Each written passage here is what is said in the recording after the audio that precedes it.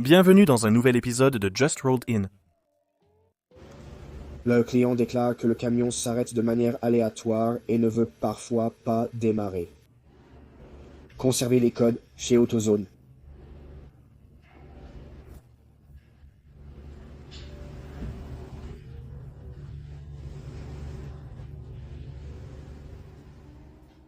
Cette BMW est arrivée avec le client déclarant « Vérifiez l'alignement et la suspension pour moi. »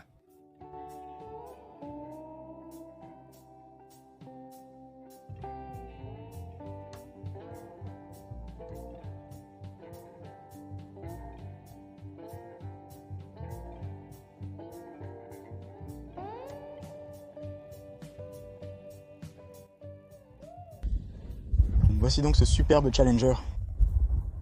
Venu car le client a entendu des bruits en conduisant, puis la voiture s'est arrêtée et un liquide a fui.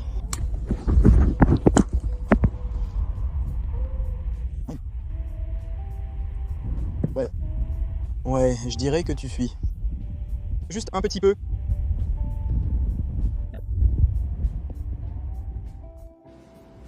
Le client dit qu'il est assez sûr que c'est le roulement de roue.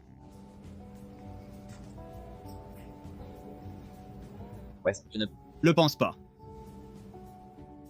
Le client déclare une vibration pendant la conduite.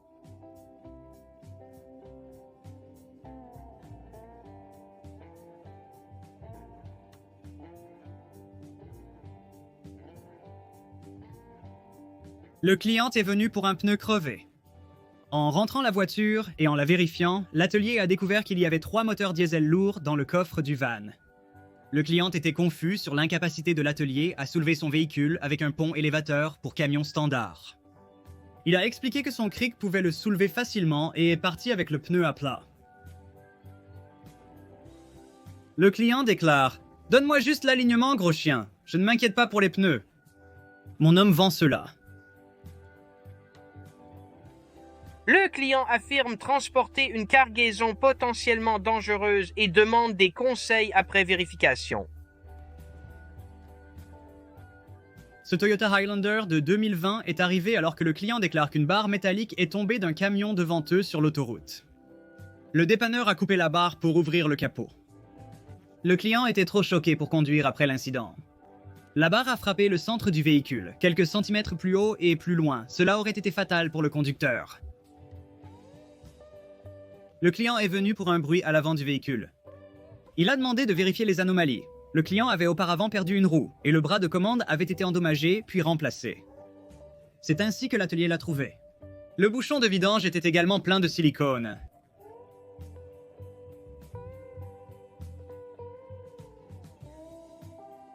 Ce véhicule a été amené dans un atelier après qu'un magasin de changement rapide de pneus ait mal retiré un antivol de roue.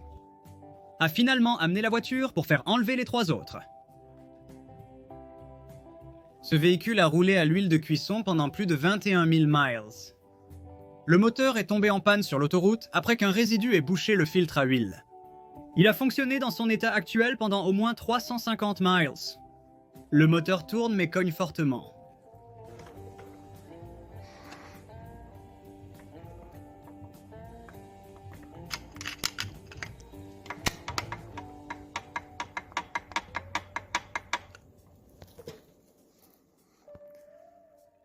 Voici de l'huile qui goûte de l'unité de contrôle électronique. Le technicien soupçonne qu'elle est entrée par l'un des connecteurs en remontant le fil.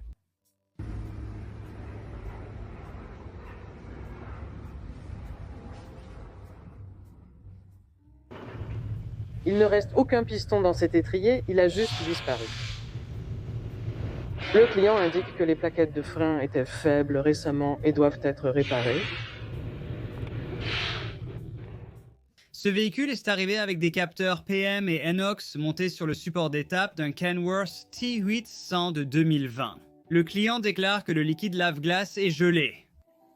Le mécanicien l'a amené dans l'atelier pour le dégeler et a senti un nettoyant pour vitre Windex dans le réservoir de liquide lave-glace.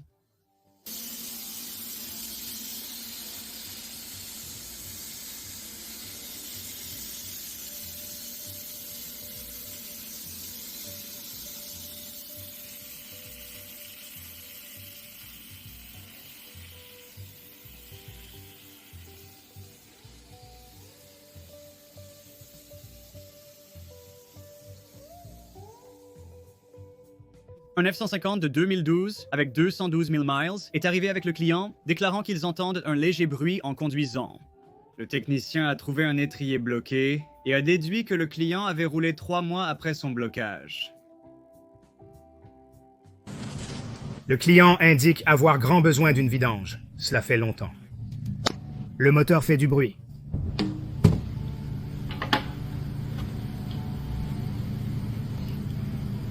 C'est parti.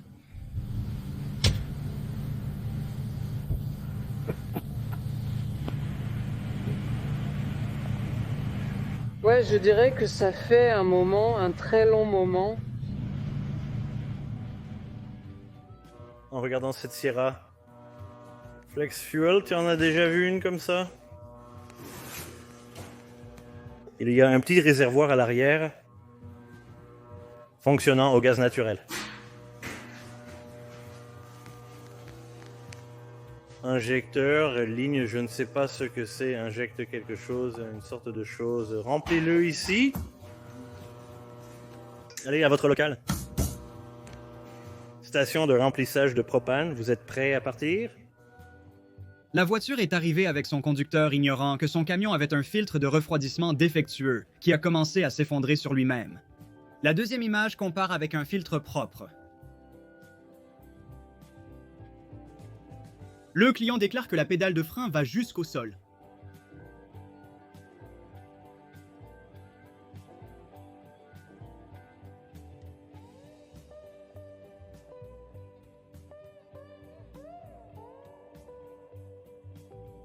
Le client signale que le réservoir de carburant ne se remplit pas entièrement.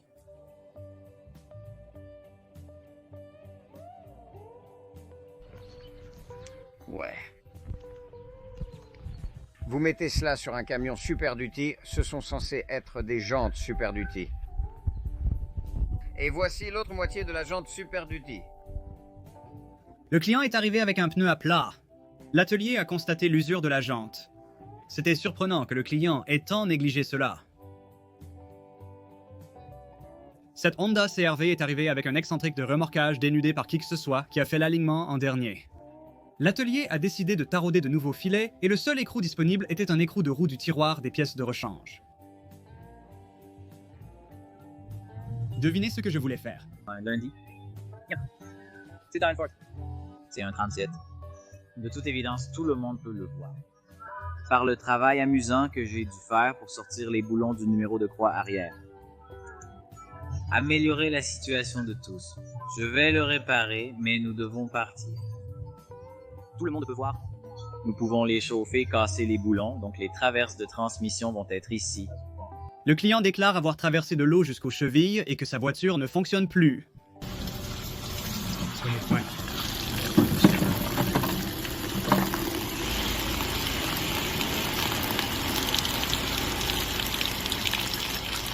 Ouais.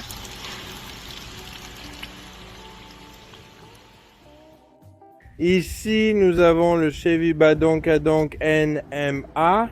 Il est entièrement équipé, surnommé la Bête. Tu joues avec le klaxon. Tu reçois le coup.